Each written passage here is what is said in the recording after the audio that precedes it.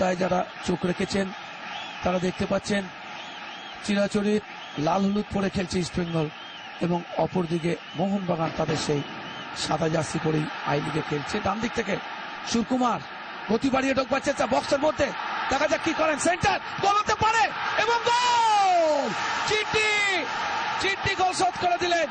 একটা সংঘবদ্ধ আক্রমণ, যেভাবে সুরকুমার চলে গিয়েছিলেন দেখুন, আনন্দ প্রকাশ করার ভঙ্গিমাটি, উল্লসিত মোহনবাগান সমর্থকেরা, লাল হলুদ সমর্থকেরা কিছুক্ষণ আগে যুব ভারতী মাতিয়ে দিয়েছিল।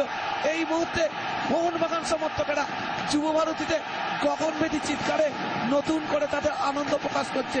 খেলায় সমতা ফিরিয়ে আনলো মোহনবাগান। যেভাবে গোলটি করেছে মোহনবাগান তার কিন্তু প্রশংসা করতে হবে প্রদীপ। যেভাবে সুরকুমার গতি বাড়িয়ে ঢুকেছে এবং বুদ্ধিমত্তার সাথে পাসটি রেখেছেন এবং চিট্টি যে কাজটি করেছে দেখুন কিভাবে গতি বাড়িয়ে বক্সের মধ্যে ঢুকে পড়েছেন, একেবারে উইঙ্গারের মতো, একজন পজিটিভ উইঙ্গারের মতো পাসটি করেছেন।